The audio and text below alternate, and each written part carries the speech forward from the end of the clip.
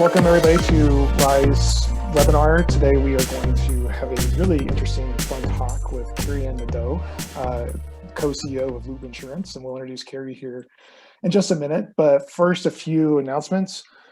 First is that Rise has announced its the Elite 50 internships are out. So please check our website at rise.com, or riseprofessionals.com, and check out any videos that we have posted on YouTube about the internships. Do encourage you to do that. It is a really neat program. We are signing up for mentorships for 2021 right now. So that is also something that I do encourage you to check out again on our website. That is actually through the 31st. So just started on that. So if you are looking to mentor or be mentored or do some mentoring, please check that out. Nominations for Rise Awards will be open starting next week, with an announcement happening on the 31st of May on those award winners. And if you like today's webinar, obviously we will have others. If you check out the Road to Success portion of the Rise website, you actually see we have some other ones upcoming, including another innovation group webinar that will be happening later this month, where we have a panel of 3 InsurTech members that I think everyone will really enjoy, where we're going to talk about the influence of InsurTech on insurance, young professionals, both in attracting and retaining those professionals to insurance. So I do encourage you to sign up for that as well. And just for a few housekeeping, this seems to be kind of the norm these days in our post-COVID world, if we are post-COVID. If you do have any questions, please enter them in the chat box down below. And feel free to enter them anytime. We'll get to a Q&A portion at the end. Very graciously to also cut some clips for her sake on that end. So back to focus on why we're all here today, and that's basically to talk to the great and wonderful Carrie Ann Nadeau. Carrie Ann is the co-founder and co-CEO of Loop Insurance. Carrie has a very diverse background in data-driven solutions for insurance, both residential, property, and also auto and commercial. Carrie is pretty much a well-known figure in the InsurTech world. She has been part of InsurTech Hartford and their initiatives to try to get young professionals into the InsurTech world or even the insurance world. And she has started on this adventure with Loop Insurance, which is probably one of the most innovative ideas to come out of the insurance world in a long time. So it is my privilege and my pleasure to welcome my friend Carrie Ann Nadeau to our Rise session. Carrie's going to give us a little brief intro and to Loop, and then we'll go into some questions. So Carrie, take it away. Sure. Well, thank you for having me on today's call. It's a pleasure to find opportunities to connect with other young professionals in insurance without conferences and events. And I like to hang out at St. John's University School of Risk Management when I'm in New York, just ways of interacting with folks in a less formal way, but happy to keep today's comments and notes relatively informal. I know Austin and I can have a really healthy Q&A, and then I would also encourage other folks who are interested in learning more to ask questions, because that's a fun way to learn more. So yeah, my name is Carrie Ann. I am the co-founder and co-CEO of Loop Insurance. It is a new managing general agency that we launched towards the end of last year to provide more fair methods and fair products for car insurance. The idea is that really for far too long, insurance has relied on really antiquated methods and proxy rating criteria, variables that are perhaps higher order things like whether you work in a blue collar job or whether you work or whether you've graduated college, if you've graduated college from an Ivy League degree. It's a lot of variables that were introduced into the insurance underwriting model many, many years ago. But with the advent of more data and new technology, there are distinct opportunities, I think, in the insurance industry to bring these methodologies to bear on better assessing risk and getting back truly to the fundamentals of insurance, where we're pooling risks so that in the scenario where any individual is perhaps put out or going through a difficult time, that we all care for one another. So our ultimate goal is to really refine the rate filing, refine the rates and the ways in which insurance products are priced so that risk more accurately reflects rates, or rates more accurately reflect risk, I should say. How we do that is a variety of different ways, but I'll start with the rate filing itself. As I mentioned, these proxy rating criteria are increasingly being scrutinized. We're seeing state regulators across the United States, including most recently in the state of Washington, asking important questions about how some of the data that we use may perpetuate systemic injustice, bias, racial injustice, economic injustice of all kinds. In particular, folks are focusing a little bit specifically on FICO credit score, the way that our financial health has been measured and monitored over time, and what the implications are for people who may not have great FICO credit, or who through some other combination of factors, including, like I mentioned before, your education, your occupation, where you live, have been getting a rate that doesn't match their actual risk, that is pretty far off from the price that they should be charged. One really very simple example in automobile insurance is the 15% homeownership discount. I like to think that, homeownership doesn't necessarily make you 15% less risky of a driver. Although I'd like that to be true, it's not the case. It may be related. There may be ways in which homeowners are less risky, but when it comes to driving, I don't think one day you're not a homeowner, you're a renter, and you're 15% less risky. And then the next day you become a homeowner, you become 15% safer. So there are ways that we can use data, again, to optimize that pricing. It's really a price optimization problem.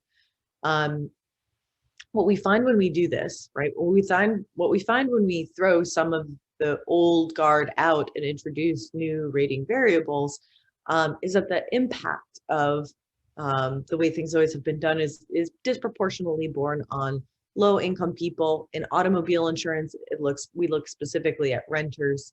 We look at populations of color who have lived in historically redlined areas, who may not have access to credit or financial education to build wealth and build financial credit as well, or who may just be born into a circumstance where they can't achieve higher levels of education or pursue occupations that are more related to their passions than a white collar career, and they may be a tradesperson or otherwise. We find that those folks have been overpaying for a really long time, and that there isn't a product in the market today that really reaches and respects that lived experience, that isn't getting the best rates in auto insurance, but maybe is a good enough driver to warrant them. So what we've done at Loop is build a product that's telematics only. You have to download an application on your phone that tracks where you drive and how you behave while you're driving in order to become a Loop customer. What we do with that information is use it to learn more about your specific driving behaviors and develop a very personalized risk assessment of what are the roads that you're driving on? Are you driving on roads that are very dangerous and likely to be involved in a crash? And are you behaving really poorly on those roads? Are you speeding? Are you hard braking? Certainly some personal responsibility still into our calculation. But again, instead of relying on these historical proxy rating criteria, we're instead measuring the specific sort of factors that might be causing you to actually be involved in a crash and file a claim. So I think where this is headed is really a transformation for automobile insurance overall, that we can think about the pricing risk more dynamically with more data. There are, this isn't necessarily specifically a novel idea to track where people go. I think a lot of car insurers in the market today offer the safe driver discount, the don't mess with my discount type approach, where they are monitoring people and really frankly criticizing them for their driving behaviors. Whether you're a hard breaker or a speeder, you get dinged. You lose your discount if you aren't the perfect driver. I think that we can reframe that conversation to be more about risk management, that we're looking for drivers that are average, better than average. We're looking for drivers that aren't going to be involved in a traffic crash. And if your driving behaviors are below average, or you're driving in really unsafe areas, it's incumbent on us as an insurer to actually provide you with the risk management information you need to better manage that risk. So we can deliver back to our customers information about ways that they might be able to improve their driving behaviors or avoid really unsafe areas, drive around them, or drive with more conscious awareness that speeding in those areas would be very dangerous. And in doing so, actually improve our overall book of risk, right? Our overall performance of our portfolio should be better if our drivers are making an active commitment as part of their purchase of Loop's car insurance to also be good stewards, to also drive safe. So I think what we've built on the back end really reflects an interest in reformulating product, rethinking the way things always have been done, not necessarily relying on the copy and paste, it's been approved and therefore it will be approved and therefore we can use it approach, but instead asking fundamental questions about how every single component really, is it measuring the underlying risk? And if there is an opportunity to improve that measurement, where can we do it? Where can we actually, find mismatched price arbitrage opportunities, and in doing so also route out some of the institutionalized ways that insurance has disadvantaged specific populations along the way. I think the last subject I'll touch on while somebody honks their horn outside of my house is that we are packaging this product, which is definitely an overhaul of the way things have always been done in insurance, in a really lovely brand and a really lovely mission, which is to make car insurance fairer for all people. And in doing so, deliver VIP service really to everyone. This shouldn't be, it doesn't need to be, I should say, insurance doesn't need to be a painful experience. It doesn't need to be a product that you have because you have to buy it, but you otherwise don't believe you get much value from, or you're not really sure what you bought altogether, but you knew you had to pay for it. That's a paradigm that sets a really low bar for ourselves as professionals in insurance. That really what we're trying to do is just like, in some ways, act deceptively or intentionally opaque with our customers so that they don't ask questions.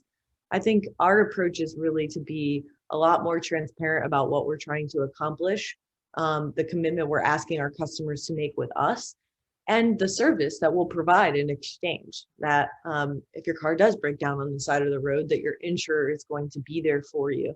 That when you buy a product online, you're going to understand what you're actually buying, and exchanging data and information about how you drive and where you drive. You're doing so not to get criticized, but you're doing so to get positive risk management insights, right? Some of the best brokers in the world will provide these sorts of insights to their customers. We think that that should be available to all people, that we should be using data to help people make better decisions for themselves and informing them at the right moment in time, right place and time, to implement those improvements so that they don't get in a car crash, so that they don't risk their lives in ways that they don't need to be. And in effect, they also will not file claims, and they will also keep our costs low and our ability to continue offering discounts going forward. So it's an exciting time to be launching a new MGA. I'll touch just briefly that we at Loop just launched or just wrapped our seed round to raise some capital to get the product into market. And we are organizing now to actually launch Q2 of this year in Texas. So in just a few months now, if you are a resident of Texas, you'll be able to become a Loop customer and experience that for yourself. But we have great plans for world domination. As you can tell, I think data is the future of insurance. It has been the past of insurance, but with this new wave of data and technology can be and can lead towards a really, really bright future. We're seeing that in recruitment. We're seeing that in the folks that we're getting to apply for open positions at Loop, that essentially people believe in the mission that we are setting out to accomplish. The goals that we're setting out to achieve are worthy, worthwhile, and meaningful to a lot of people if and when we can make it work well. So I've spoken quite a bit. I'm not sure what I missed, but I'm hopeful that Austin can help to fill in some blanks with some really pointed Great questions. I, Uh, I, I overlooked an area of interest where I should dive deeper. no, you did great. But keep in mind for everyone in our audience that since Loop is a startup with grander plans, obviously, besides world domination, is to actually become their own carrier. But they are pursuing a route that's basically called through the MGA route, which is an easier way for a company of their size to get traction. So, Carrie, can you give our group just a kind of a real high level overview of what an MGA is and how it Yeah. compares to a normal carrier? Absolutely. Great point. Happy to clarify acronyms, especially in insurance. There's a lot of acronyms that no one ever tells you what the actual Yes. definition is. Yeah. So happy to go there. So an MGA is a managing general agency. As Austin mentioned, it sort of is a hybrid model that sits between um, being an insurance carrier yourself and an insurance agent. Well, it's a type of agent. So sitting between that and being like a broker. Essentially, what it enables you to do is to obtain a license through what's called a fronting carrier. Another insurer essentially lends you their licensure to go and sell insurance in state. It's state by state. And you together work with the fronting carrier to secure reinsurance capacity as needed to cover the losses associated to claims that you may experience. An MGA receives a commission typically off of written premium. So, however much insurance you sell, you are rewarded with a percentage of premium. And that percentage of premium is also tied to your performance. So, typically, if you're outperforming the market, you'll be rewarded. If you are underperforming the market, that commission can decrease, can decline. But it's a nice way of essentially getting into market, since getting a licensure can be complicated, and certainly without a lot of experience, securing reinsurance capacity can be difficult. So the MGA model is a really convenient way for companies like ours to introduce new product innovation. If we can convince and if we can prove that there's a theory of the case to be made that we can grow a very big business around this price arbitrage that a fronting carrier would provide their license.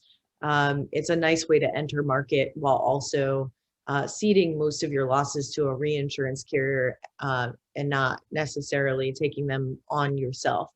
A lot of other carriers have decided to transition from a lot of other companies have transitioned from being an MGA into a full stack insurance carrier. In my space of car insurance, Metro Mile is a good example.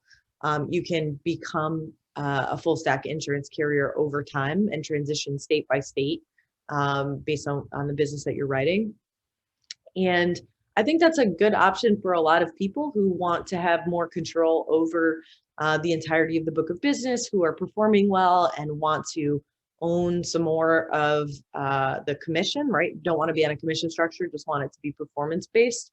But for now, an MGA makes a lot of sense for us for the foreseeable future. We'll see how that evolves over time, but we're pretty happy to have an MGA model and a sort of architecture already in the insurance industry that has been done before to help new product innovation sort of emerge, new products to emerge in the market to be tested, validated, and then hopefully broadly adopted as well. I was on mute. No, great explanation. So kind of leading on what you just said with kind of a lot of, not a lot, but you're starting to see a lot of innovation coming from the MGA side. Are you seeing that in your opinion and your experience now? Are you seeing that as kind of a way for carriers to kind of test the waters as far as like innovation strategy goes, saying, let's find a MGA or find someone who has an idea to kind of test it and see before they wholly adopt it, or acquire the technology or acquire a stake in it? Do you see that as a possible way for carriers to kind of stick their toe in the water and kind of just test it out and see if it's for them? Because there's obviously a lot of capital that's required and a lot of time investment for InsurTech to be viable. So do you see this as a viable route for other carriers to maybe come in and just see if something works? Yeah, I think it depends on a number of factors, not least of which is the carrier's risk appetite, right? is a new product typically, so something that hasn't been introduced in the market, and therefore doesn't have a lot of loss performance tied to it yet. And so I think carriers that are looking to diversify their portfolio and potentially dip their toes into a new market like scooter insurance or cyber insurance or other coverages that they haven't necessarily been exposed to. It's a way to get a little bit of experience with that, and introduce a new product into their portfolio. On the flip side of it, though, I would say there are a number of MGAs that are not building necessarily niche products. So Loop is a car insurance company. Car insurance is like 200 and almost $60 billion worth of premium written every year. It's unlikely that insurance carrier would dip their toe into an MGA with a market capacity of that size. So I think it happens a lot more with things like pet insurance, more like novel insurance products is a way to expand their risk appetite and explore whether there's a profitable segment that they haven't necessarily been able to enter yet or haven't, built a product around. It becomes a very easy acquisition target as well to essentially test it out, test the performance, and then bring those products in-house once they've demonstrated a loss ratio performance that they can justify to investors. Okay, good explanation. Kind of curious, your co-CEO and yourself are both kind of in the outside looking in as far as what the insurance landscape looks like, and kind of curious what has been your experience so far. Obviously, you had a very successful seed round of funding, but trying to get traction, get your foot in the door. Explain what you're trying to do. What was just, can you just kind of go into some of the struggles you may have had or did have with that, and what you did to overcome some of those? Yeah, absolutely. And I can't speak more highly of my co-CEO, John Henry. As you mentioned, he came from outside of insurance as well, but has extensive knowledge base and experience building sales organizations, building brands, building mission-driven organizations. Before he was with Loop, he most recently was with Harlem Capital, which was a diversity and inclusion focused venture capital firm funding people of color and women. Before that, he was at Co-Found Harlem, building sort of local initiatives to expand small businesses in his community. I think it takes someone like that paired up with someone like me, where I'm a little bit more on the tech side of things, a little bit more on the data optimization and price optimization problem solving. Those two core expertise brought together, to me, sound like a great insurance carrier. Whether or not we've had experience with actuarial tables and with building, actuarial models, that's stuff that we've learned. And we've brought in folks like our head of insurance, Ed Arovis, who has had, decades worth of experience building out and understanding what can go right and wrong when structuring rate or when thinking through claims handling and claims processes. You can augment, I think our strategy has been is to augment our blind spot of insurance with that sort of expertise. But what I think it's going to take in today's era of reality, right, is really strong understanding of social, really strong understanding of how people buy today, what people buy, why people buy, who the millennial consumer is, who the next generation of consumers after millennial consumers are. There are folks that use their phone. There are folks that buy apps on their phone. There's folks that generally are a little bit more tech savvy or willing to provide data for some service. They may be more likely to be a Loop customer. So I think that it's really important what John Henry brings to the table. And then on my side of the house, just thinking about my background is in AI and data science, and specifically how it relates to geography. So the importance of where you are on your life outcomes, whether if you're in an unsafe area, for example, if you're driving through an area where there are traffic crashes every single day, what does that mean for you, right? Are you exposed? Are you likely to be involved in a crash yourself? So you can bring like that expertise, that data proficiency. Then we just bridge on getting to know rating tables and all of the specific insurance product development tech integrations with policy administration systems and claims handling organizations and all of those tactical components of the business. Honestly, I'd say the biggest challenge, because your question was what is the greatest challenge we face coming from the outside in, has been that insurance is a bit opaque. There aren't like handbooks that tell you, okay, here's how you can understand a rating table, or here's a handbook, or here's even a sample of what an underwriting guideline looks like. You really do have to still have insurance expertise on your team, people that have built and constructed samples or walked and like seen the outcomes of some of the different choices that you can make along the way.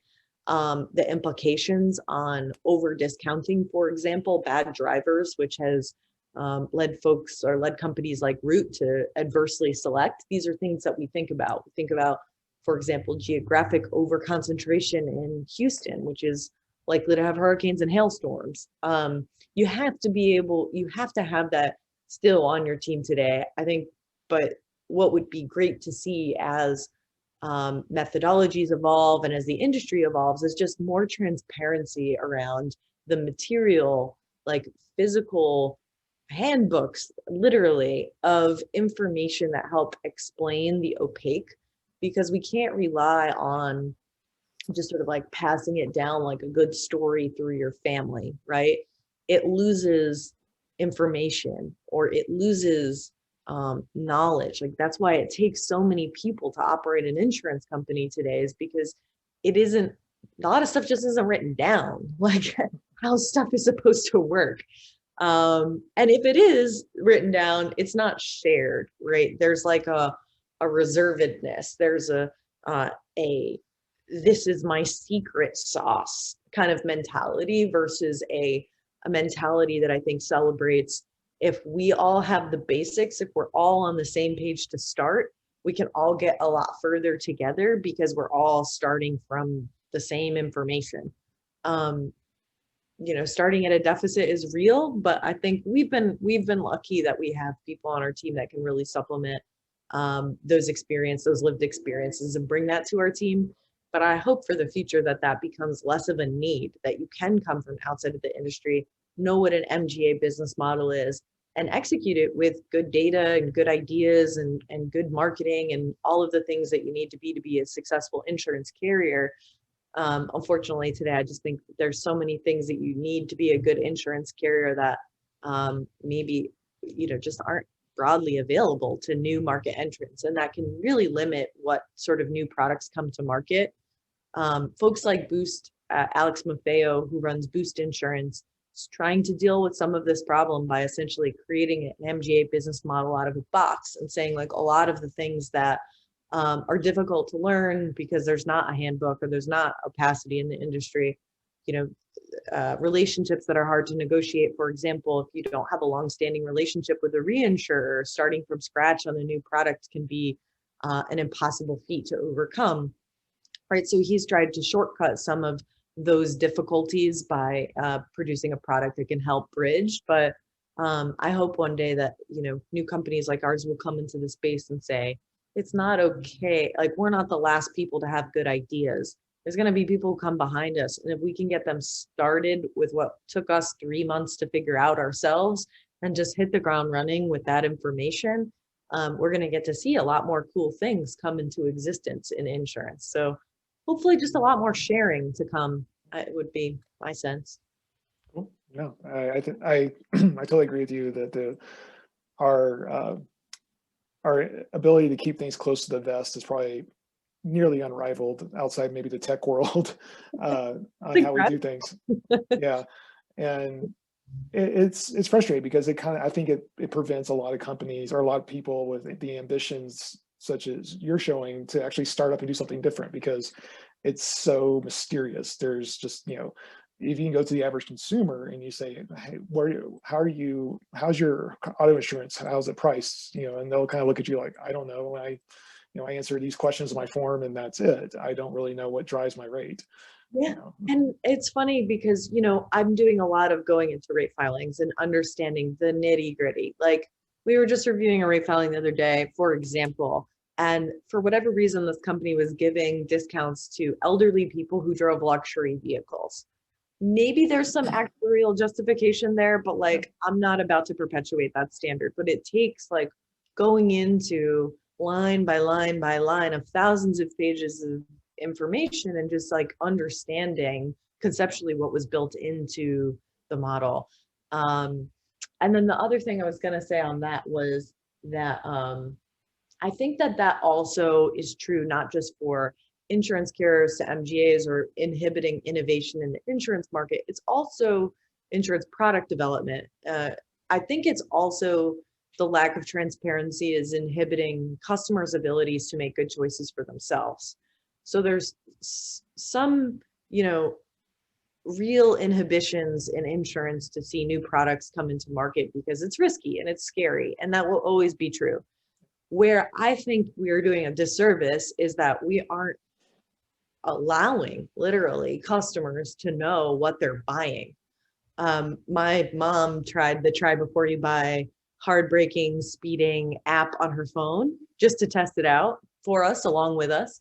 And she was like, she called whatever carrier she had and she said, I braked twice. How is that going to change my rate? Am I expected to go up? Am I expected to go down? Like, how many brakings do I get? And the woman on the phone, God bless her, could not answer her question. I honestly couldn't answer her question either, having gone through the rate filing line by line by line, thousands of pages. It is an intentional decision to do that. It doesn't need to be that way. It can be shared. It can be known. We can help people to say, hey, it's okay to hard brake every once in a while because somebody's going to run out in front of your car or your dog. You don't want to run over your dog just so you can save 15% on your car insurance, for Christ's sakes. Like, some amount of these behaviors is okay. And just telling people these behaviors are not great in volume and they're not great in context. So if you're doing them in really bad, unsafe areas, those are the sorts of behaviors I want you to be more mindful of, because those are the behaviors that are going to matter when it comes to you being involved in a crash. So I just feel like there's a real opportunity also for insurance carriers in the process of becoming more truthful and honest about their rate filings to also share that with consumers. Well, you led perfectly. We actually got a question in chat, and you just led perfectly into it. So I will read it here to you, and then it's two parts. So first part is, if from monitoring your customers' real-time driving telematics, you determined that your insured was driving recklessly fast before the collision, would you disclaim coverage in a suit against your driver from another injured party? Second part of the question, how will customers know that Loop won't interrupt their driving telematics in a way adverse to their potential coverage in a loss? It's a really good question about crash reconstruction and what happens in our understanding of liability and fault in a crash. And it's certainly part of our data that we're collecting about people. For example, we did a trial and someone was going 103 in the trial, which was terrifying. But also, that was in the middle of the desert. We ended up recognizing that this person had a nice sports car, wanted to open it up in the middle of the desert. So we started to think through questions like somewhat similar to what you're asking about how crash reconstruction would work around pricing as well. Like, how do we actually effectively say, is this person a better or worse risk, even though they were going 103? In terms of crash reconstruction or lawsuits, we've actually thought about this issue quite a bit because privacy and data security is really also an important consideration when you're tracking and monitoring where people are going and how they're behaving. At a very base sense, like if somebody wanted to hurt you, I could tell them where you were. So we have to be somewhat mindful, very mindful of that experience. So we've taken a pretty hard line stance from some lawsuits, frankly, that have preceded us on this question, that the only occasion in which we would share that information with an external party is when we were subpoenaed to do so. So if it were required as part of a litigation process and we were subpoenaed to provide that information, we have a protocol in place to provide that information if necessary and required by law.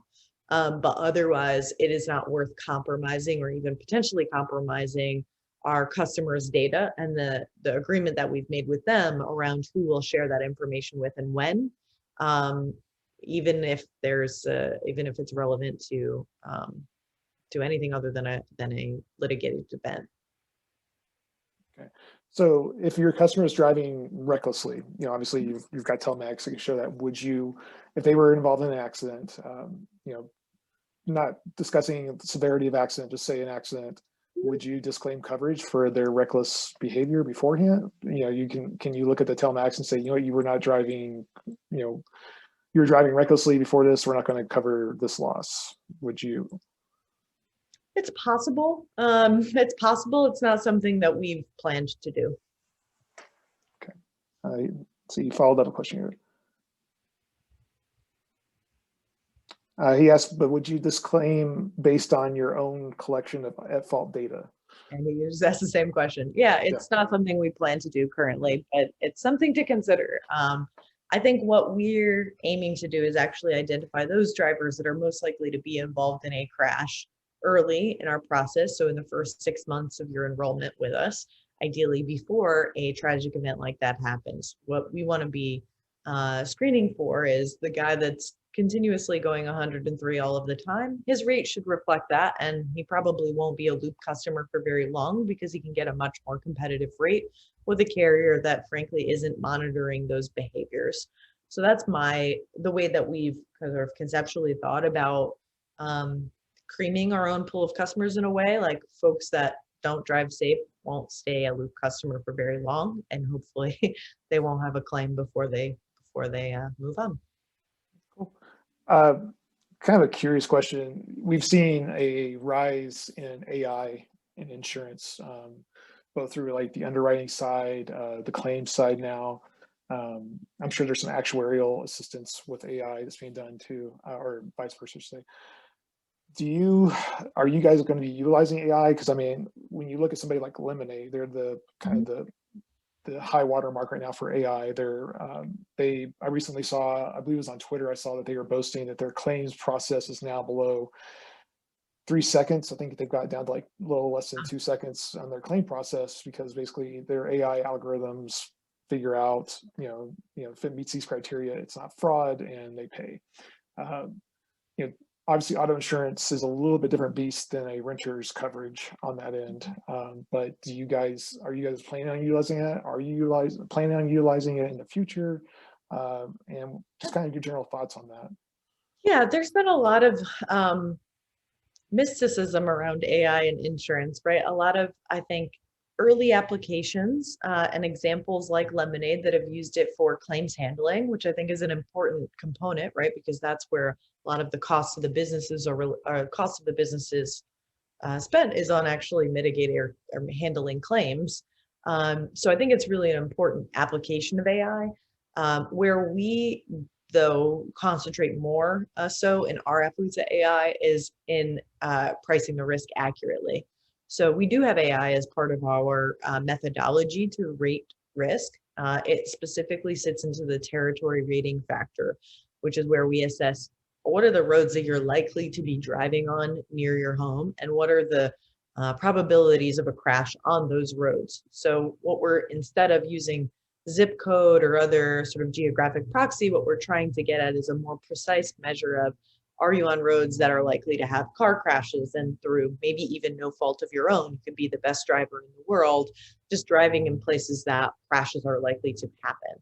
So our AI specifically actually measures the risk of the road and predicts and anticipates where car crashes are likely to happen, and then assigns that information to a customer based on their home address, so that when they do enroll, those folks that live in areas and drive on roads that are very safe will get rates that reflect that reality, and those that live on very unsafe roads, used to live on a road, or she used to live on a road, you back out into like a turnpike, essentially. Like, it's just, there's some roads, not all roads are created equal, right? Like, there are some roads that are just awful. And those that drive on those roads will be rated accordingly. And then, like I mentioned with the telematics, what's really awesome is over time, we're going to see exactly which roads you're driving on. And so our estimation of your risk exposure will be replaced with and adjusted with our actual sense of the roads that you did drive on and your actual risk exposure, and mitigated through other educational opportunities in our application where we can reach out to the customers and tell them, here's where we want you to be a little bit safer. So there's AI very much embedded in our approach.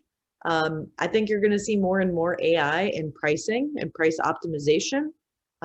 Pricing optimization does not need to be a generalized linear model. That should not be, we should not stop at counting with abacuses and say that we've gone far enough. That there is some pushing we can do to advance the way that we calculate risk from today's baseline. Do I think it can go too far? I think is the next logical question. Like, could we abstract away human understanding and interpretation of a rate filing?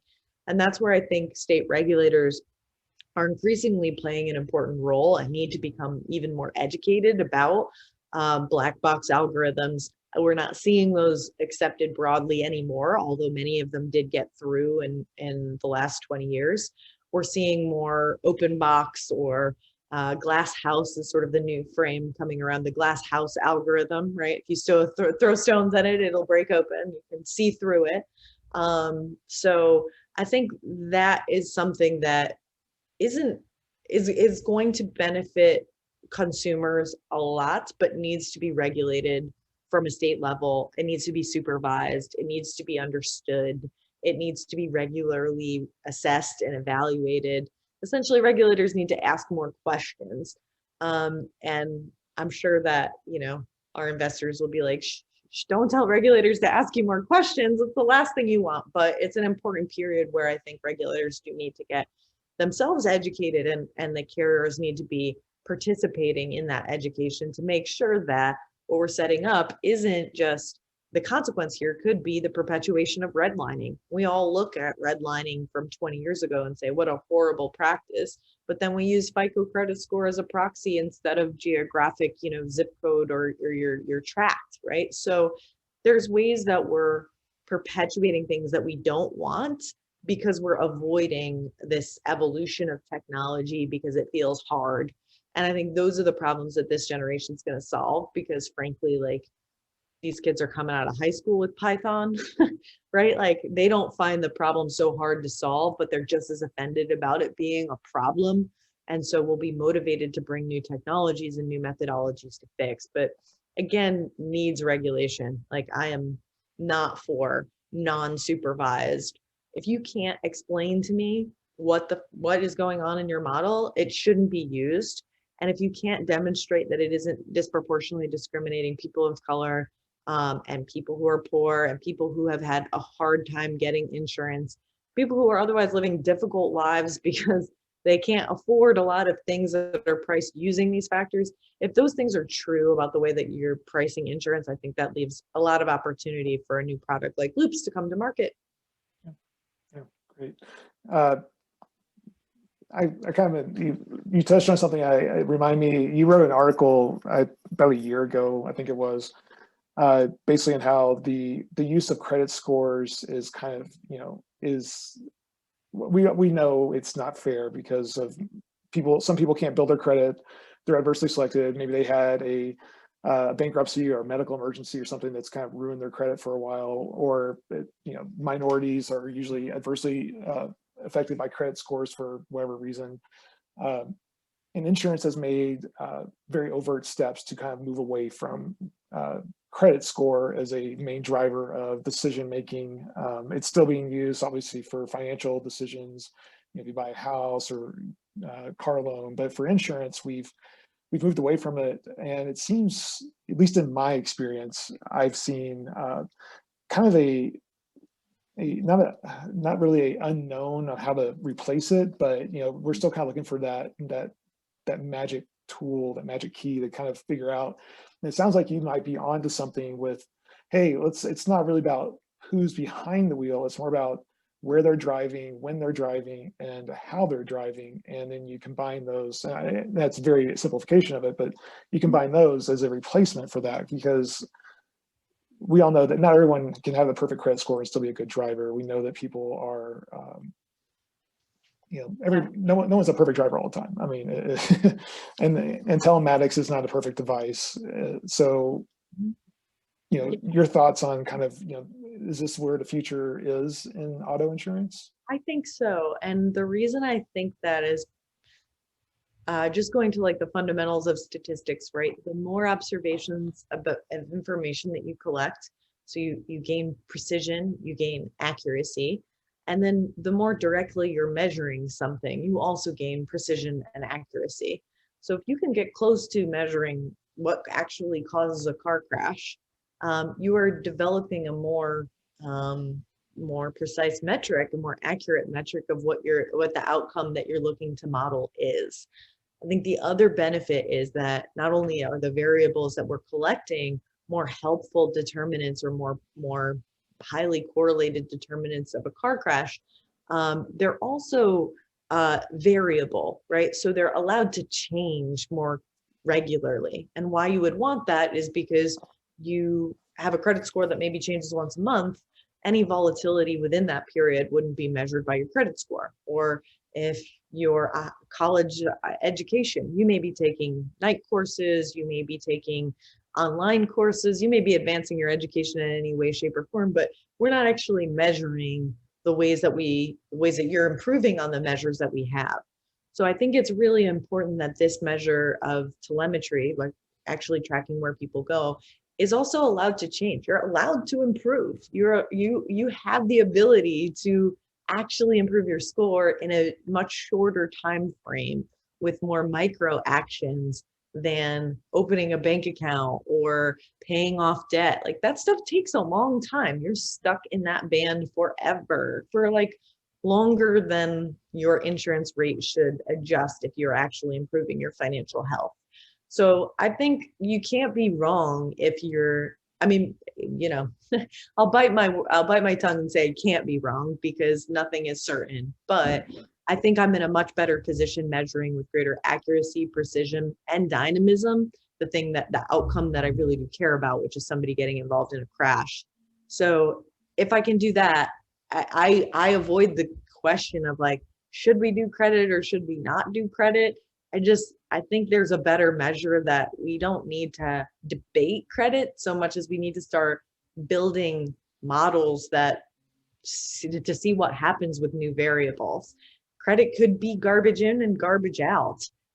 It may be correlated, but it may be spurious. The number of pounds of butter sold in the United States is correlated very highly with like I think it's Kevin Spacey films or something wild, or Kevin Bacon films, right? Like there's a lot of correlation that exists that when new information that is more accurate, precise, and dynamic is obtained could explain a lot of the variation that we're relying on today. So I think you just gotta try. And it's that like skepticism around trial and error, because insurance, we can't be wrong, right? Like we have to be hedged and risk averse all of the time.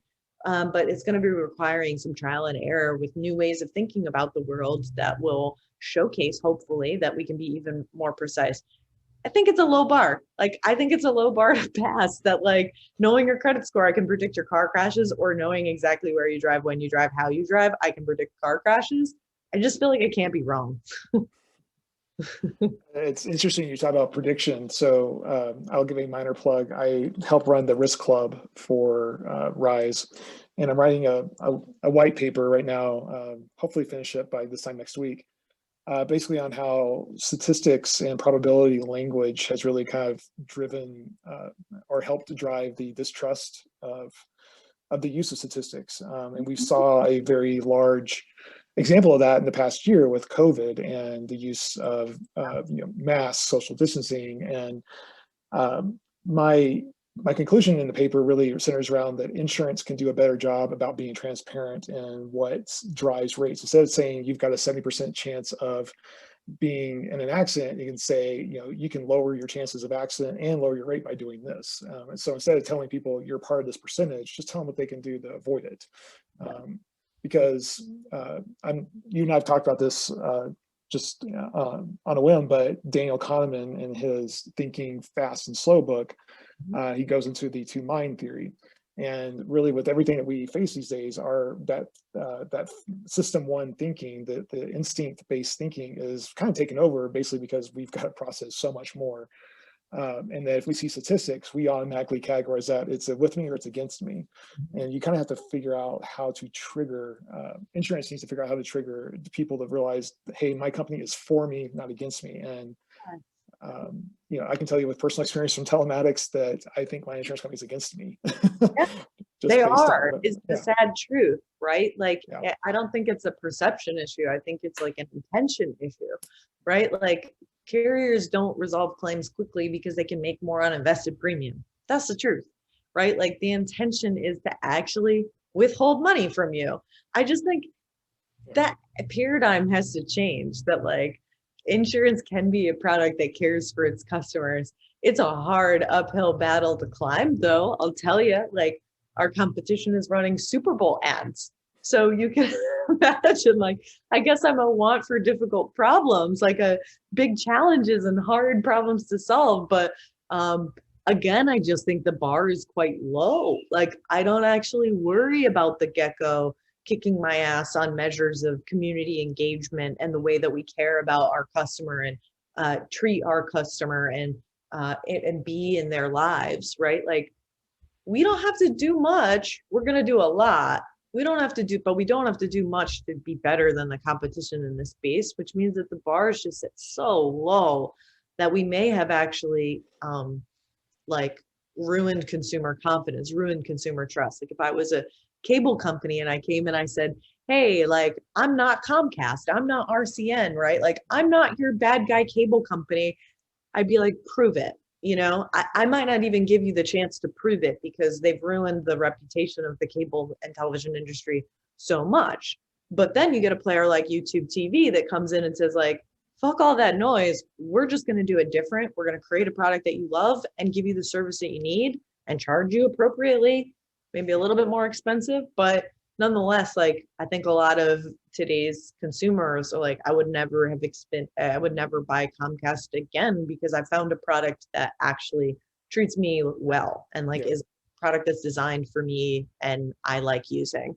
So I think if we can hit that, that's where we're trying to be in the market, but it is a big, a big reputation that sits before No, us it is. that we'll need to address. No, it is a challenge. Insurance has a lot to your point, to challenge the way of thinking in the general public. We as an industry have a lot of work to do. The days of Mutual of Omaha sponsoring Wild Kingdom on Sundays is gone. It's all it's all advertising and basically mitigating bad exposure.